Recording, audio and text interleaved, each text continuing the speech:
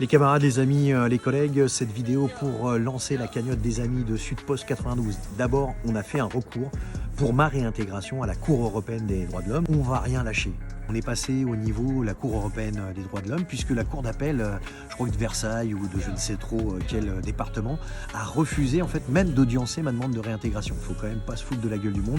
Vous vous rappelez tous qu'il y avait eu à l'époque, en 2018, un rapport de l'inspection du travail qui parlait de discrimination sur plus de 10 ans et que, évidemment, la ministre de l'époque de Macron, Pénicaud, avait, elle, autorisé le licenciement. Depuis, il y a un fait inédit, c'est-à-dire qu'il y a un militant ouvrier qui est dans l'entreprise, qui continue à intervenir dans les services, qui continue à être représentant d'un syndicat sur une logique qui est celle de dire ce sont les travailleurs et les travailleuses qui déterminent quels sont leurs représentants ou représentantes. La Poste, en fait, elle a un vrai problème. Son problème, c'est qu'elle a un syndicalisme qui est un syndicalisme lutte de classe, qui remet en cause son pouvoir de direction pour une raison simple. Cette entreprise, la Poste, elle veut de plus en plus ubériser nos conditions de travail, de plus en plus détériorer la qualité de service. Face à ça, on a mené des grèves, on a mené des combats et ça s'est largement amplifié. C'est pas juste une ou deux têtes, c'est aujourd'hui l'ensemble d'une organisation syndicale. Donc il y a évidemment la question de mon salaire et il n'y a pas de mystère par rapport à ça. On a besoin pour l'année, pour maintenir ce salaire, de 24 000 €. Alors pas parce qu'il y a 24 000 € qui viennent dans ma poche, mais parce que vous savez qu'il faut payer tout ce qui est salaire indirect. Mais on veut aussi, parce que justement, la Poste s'est bien rendu compte que c'était pas juste en s'attaquant à un individu, elle veut aussi aujourd'hui s'attaquer à l'ensemble de ceux et celles qui, dans le 92, dans le 78, s'opposent à sa politique. C'est le cas des Nordine, c'est le cas des Xavier, des Vincent, des Sébastien, des Florian, des Jamel.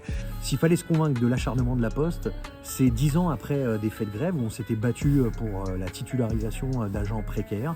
Moi et 4 autres camarades, postiers ou anciens postiers, on nous emmène au tribunal 10 ans après, où on risque 5 ans de prison et 75 000 € d'amende parce qu'on a combattu la précarité par la grève, par des actions d'occupation du siège. Évidemment, le 12 juin, il faudra montrer notre rejet de la répression.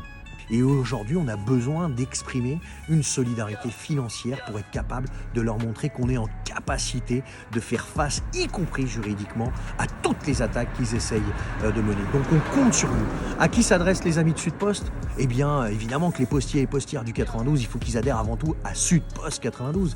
Mais tous les postiers d'ailleurs, qu'ils soient syndiqués ou pas, qu'ils soient à Sud ou dans d'autres organisations syndicales, eh bien, il faut qu'ils adhèrent aux amis de Sudpost. Les jeunes, les autres travailleurs qui sont dans d'autres secteurs, parce que notre syndicalisme, il ne s'est pas cantonné à la Poste. Il a été de toutes les luttes, de toutes les grèves, de toutes les convergences, parce qu'on est convaincu que d'une chose, il n'y aura pas d'issue institutionnelle. Ça se mène par le rapport de force, les grèves, les occupations. Et on a apporté justement cette convergence des luttes. Notamment, je m'en rappelle, avec les TUI en 2021 face à leur plan de licenciement. Et aujourd'hui, on voit bien que face au plan de licenciement, face à l'inflation, il y aurait bien besoin de regrouper nos forces, d'imposer un rapport de force, de sortir des logiques institutionnelles. Oui, on ne pourra pas lober l'obstacle de la grève, de sa généralisation, du blocage de l'économie. Et c'est le syndicalisme que nous portons sans sectarisme, quel que soit le secteur, quel que soit le syndicat et quel que soit le combat que l'on mène. Parce que le combat qui est le nôtre, il est bien plus important. C'est celui de l'émancipation des travailleurs et des travailleuses. C'est celui de prendre en charge nos destinées. On fait tout tourner, c'est à nous de décider. On est essentiel, il nous paye au lance-pierre, mais on doit reprendre le contrôle sur nos vies, c'est-à-dire sur notre travail. Alors on compte sur vous, parce qu'on va continuer à faire ce qu'on sait le mieux faire, c'est à lutter.